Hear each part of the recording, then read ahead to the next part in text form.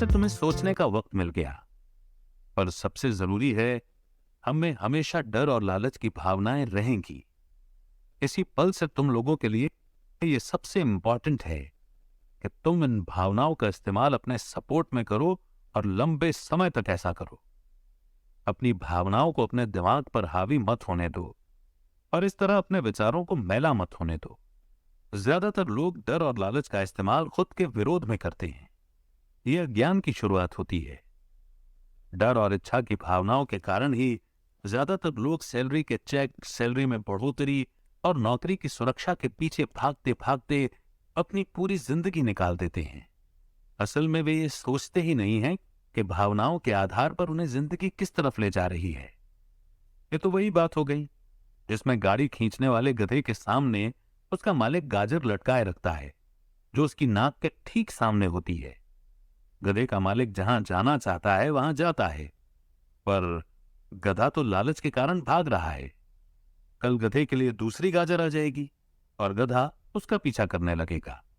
आपके कहने का मतलब है, जिस समय मैंने नए बेसबॉल ग्लव्स, कैंडी और खिलौनों के सपने देखना शुरू किया था, उस समय मेरी हालत उस गधे की तरह हो गई थी जो गाजर के पीछे भागता है?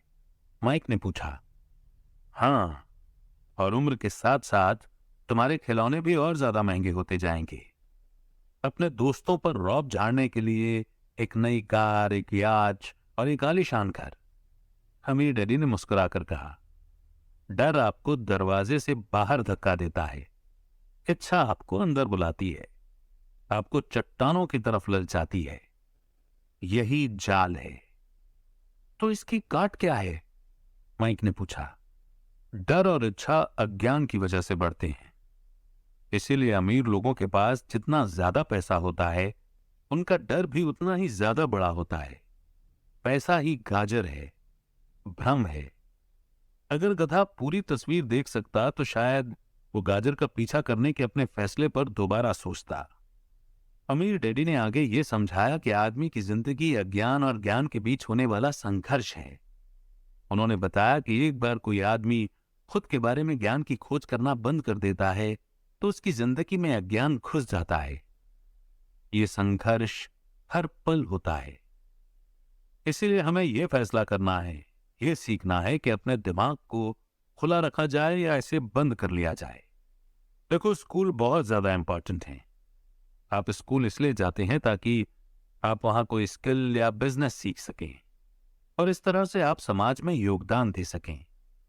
हर समाज में टीचर, डॉक्टर, मैकेनिक, कलाकार, कुक, बिजनेसमैन, पुलिस ऑफिसर, दमकल कर्मी और सिपाहियों की जरूरत होती है। स्कूल उन्हें ये सब सिखाते हैं ताकि हमारा समाज डेवलप हो सके और हमारा कल्चर समृद्ध हो सके।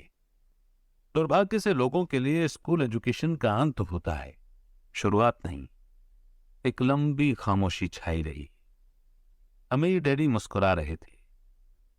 उस दिन उन्होंने जो कहा था वो मैं पूरी तरह से नहीं समझ पाया था, पर ज्यादातर महान टीचर्स के शब्द सालों तक हमें सिखाते रहते हैं।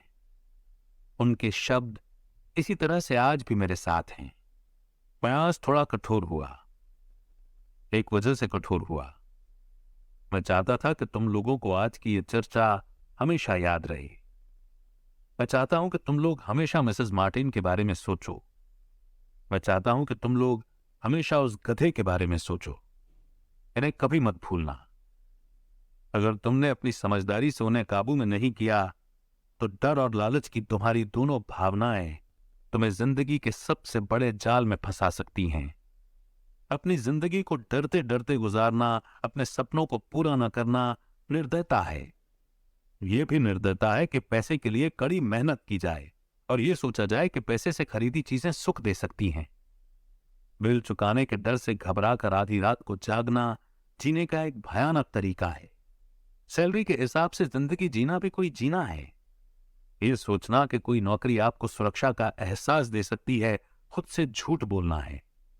यह कठोरता है और यही वो जाल है जिससे मैं तुम्हें बचाना चाहता हूं। मैंने देखा है कि पैसा किस तरह से लोगों की जिंदगियों को चलाता है। ऐसा अपने साथ मत होने देना। भगवान के लिए पैसे को अपनी जिंदगी मत चलाने देना।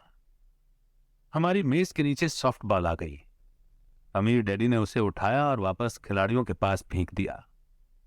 तो अज्ञान का लालच और डर से क्या ताल्लुक है? मैंने पूछा। ये पैसे का ही अज्ञान है जिसकी वजह से इतना लालच और डर पैदा होता है। मैं तुम्हें कुछ एग्जाम्पल देता हूं। एक डॉक्टर जो अपने परिवार को ज्यादा खुशी देना चाहता है अपनी फीस बढ़ा देता है। उसकी फीस बढ़ने की वजह से हेल्थ फैसिलिटी हर एक के लिए महंगी हो जाती है। अब इससे गरीब लोगों को सबसे ज्यादा नुकसान पहुंचता है।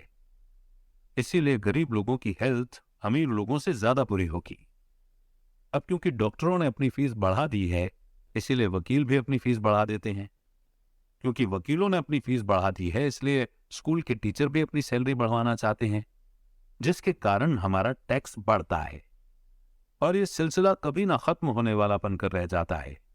जल्द ही अमीर और गरीब लोगों के बीच इतना बड़ा गैप हो जाएगा कि प्रलय आ जाएगी और एक और महान सिविलाइजेशन धराशायी हो जाएगी।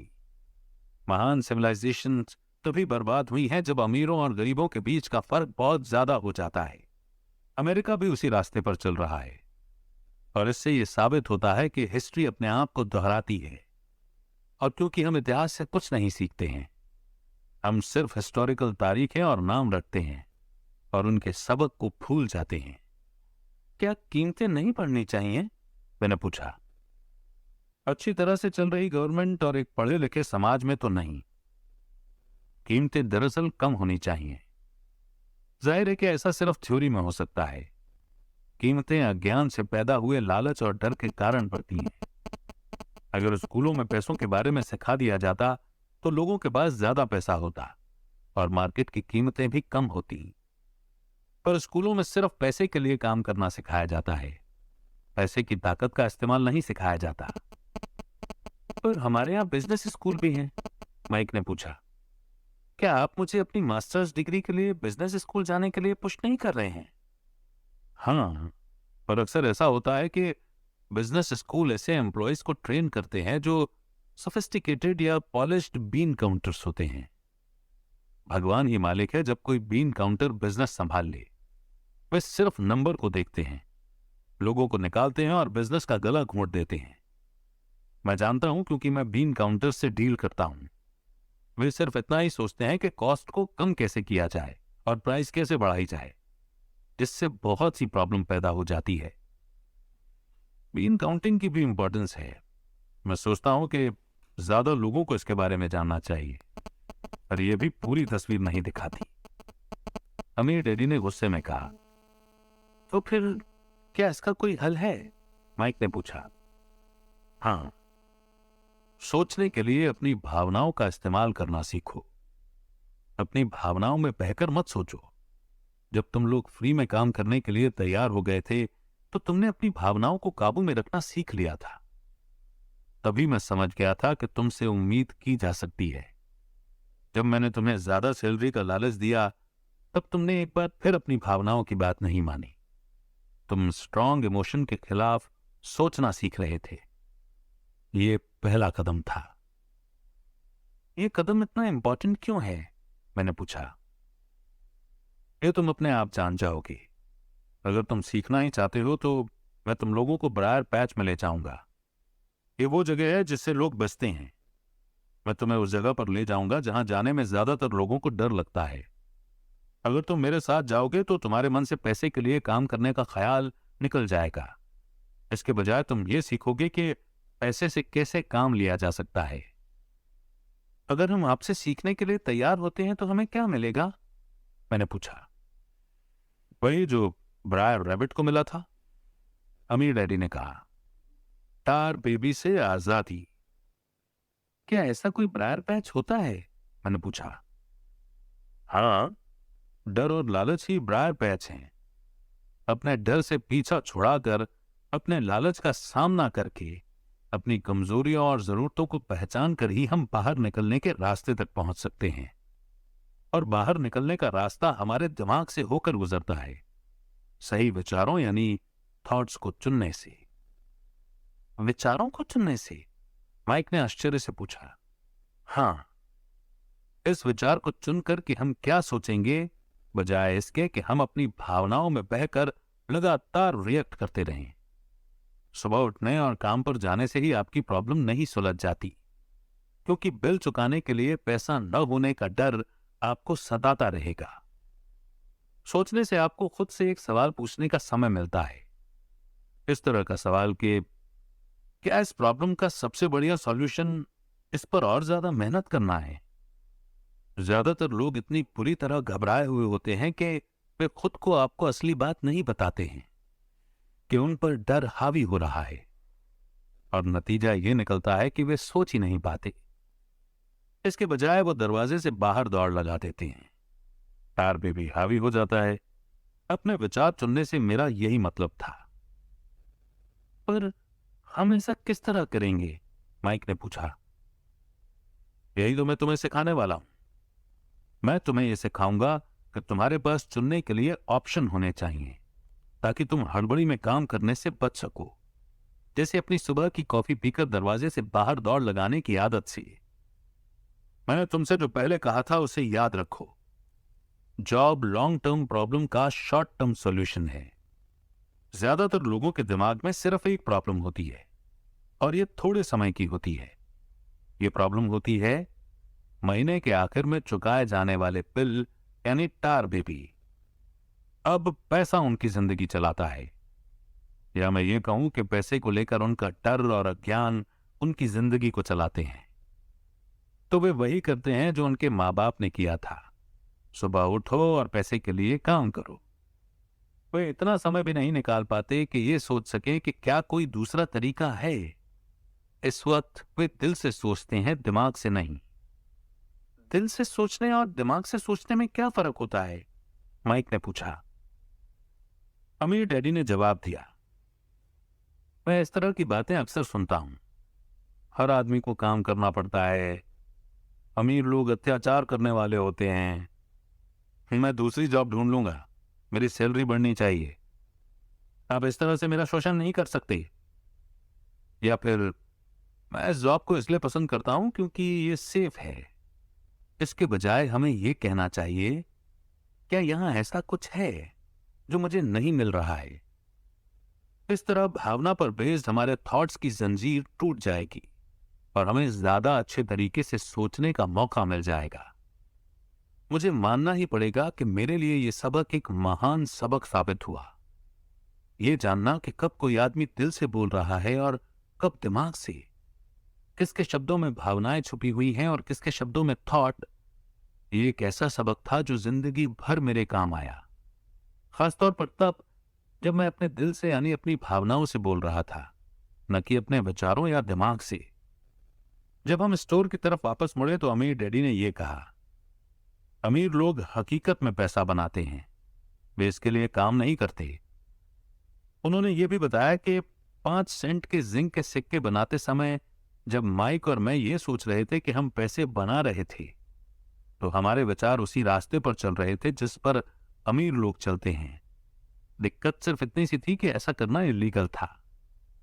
गवर्नमेंट और बैंकों के लिए ऐसा करना लीगल है, पर हमारे लिए नहीं। उन्होंने ये भी बताया कि पैसा कानूनी यानी लीगल और गैर कानूनी यानी कि इलीगल दोनों ही तरीकों से कमाया जा सकता है। अमीर डैडी ने हमें बाद में यह समझाया कि अमीर लोग जानते हैं कि कैसे पैसा एक भ्रम है, जो हकीकत में गधे के सामने लटकी गाजर की तरह होता है। पैसों के भ्रम के कारण जो डर और लालच पैदा होता है, उसकी वजह से ही अरबों खरबों लोग ये सोचते रहते हैं कि पैसा ही असली चीज है। पैसा दरअसल एक माया जाल है। पब्लिक के अज्ञान और भरोसे के भ्रम की वजह से ही ताश के पत्तों का ये महल खड़ा रह पाता है। सच कहा जाए तो गधे की गाजर पैसों से ज्यादा कीमती है। उन्होंने अमेरिका के गोल्ड स्टैंडर्ड के बारे में भी बात की और ये बताया कि हर डॉलर का नोट असल में चांदी का सर्टिफिकेट है। उन्हें इस अफवाह से चिंता हो रही थी कि किसी दिन हम लोग गोल्ड स्टैंडर्ड को छोड़ देंगे और हमारे डॉलर चांदी के सर्टिफिकेट नहीं रहेंगे। जब ऐसा होगा बच्चों, तो कयामत आ जाएगी। गरीब, मिडिल क्लास और नासमझ लोगों की जिंदगी इसलिए बर्बाद हो जाएगी क्योंकि वो ये भरोसा करते रहेंगे कि पैसा ही असली चीज है, और वे जिस कंपनी के लिए काम करते हैं वो कंपनी या गवर्नमेंट उनका ध्यान रखेगी। उनकी बातें उस दिन हमें समझ में नहीं आ रही थी, पर सालों बाद जाकर मुझे ये समझ में आया कि ये बड़े पते की बात थी। वो देखना जो दूसरे नहीं देख पाते।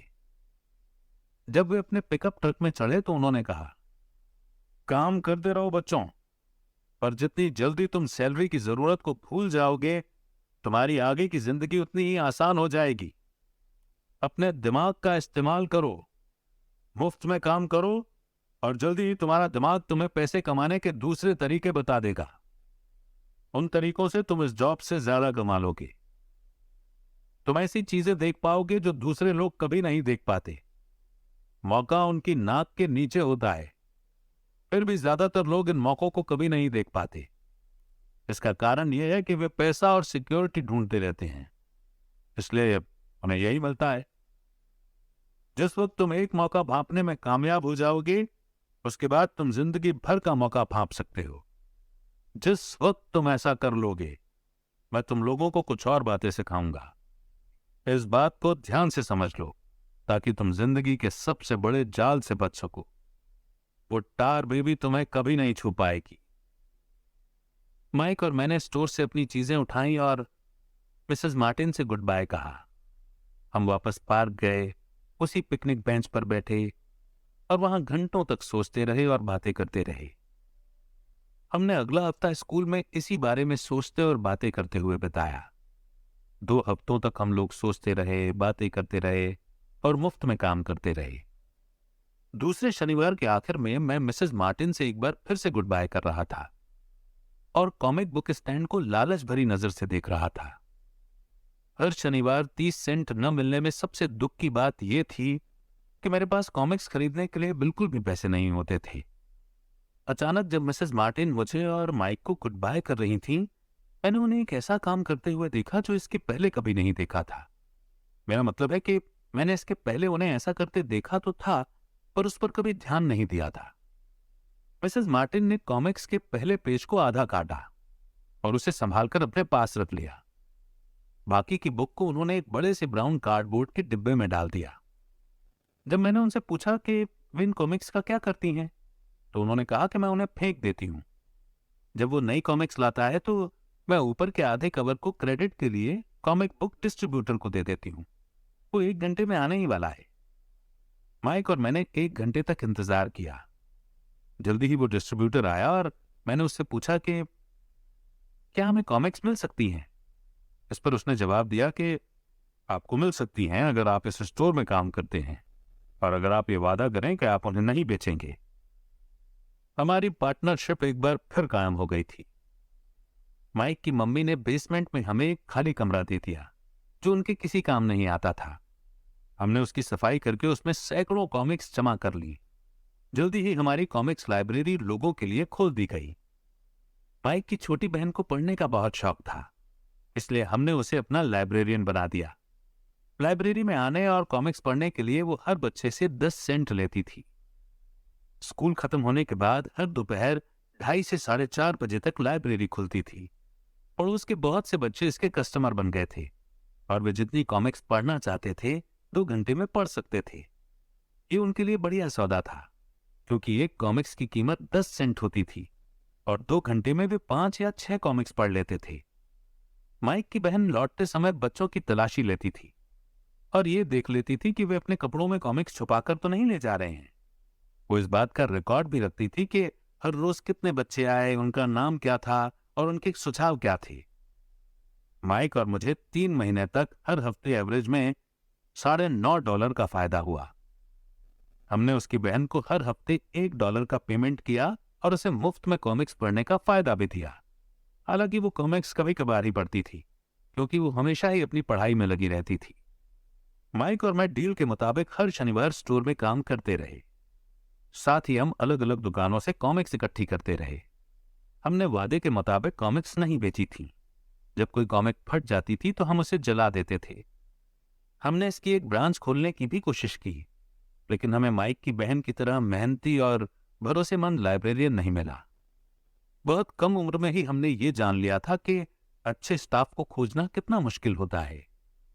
लाइब्रेरी खोलने के 3 महीने बाद हमारी लाइब्रेरी में एक प्रॉब्लम आ गई। दूसरे मोहल्ले के कुछ गुंडे अंदर घुस आए और उन्होंने झगड़ना शुरू कर दिया। माइक के डैडी ने सुझाव दिया कि हम अपना बिजनेस अब बंद कर दें। तो इस तरह हमारा कॉमिक्स का धंधा बंद हो गया और हमने कन्वीनियंस स्टोर पर हर शनिवार काम करना भी बंद कर दिया। फिर भी अमीर डैडी एक्साइटेड थे, क्योंकि उनके पास ऐसी बहुत सी नई बातें थी जो वे हमें सिखाना चाहते थे। वे खुश थे क्योंकि हमने उनके पहले सबक को इतनी अच्छी तरह से सीख लिया था। हमने ये भी सीख लिया था कि पैसे से अपने लिए काम कैसे करवाया जाता है। स्टोर में काम करने के बदले पैसा नहीं मिलता था, इसीलिए हमें मजबूरन अपनी इमेजिनेशन पर जोर डालना पड़ा ताकि हम पैसा कमाने का कोई दूसरा तरीका ढूंढ सकें। कॉमिक्स लाइब्रेरी हमारा अपना बिजनेस था। हमारा पैसा हमारे कंट्रोल में था और हम किसी मालिक के मोहताज नहीं थे। इसमें सबसे अच्छी बात यह थी कि हमारे बिजनेस से हमें तब भी पैसा मिलता था जब हम वहां खुद मौजूद नहीं होते थे। उस समय हम पैसे के लिए काम नहीं करते थे, बल्कि हमारा पैसा हमारे लिए काम करता था। ज्यादा सैलरी देने के बजाय अमीर डैडी ने हमें इतनी बढ़िया एडवाइस दे दी थी। और इसी के साथ ही बेहद इंपॉर्टेंट चैप्टर यहीं पर समाप्त होता है।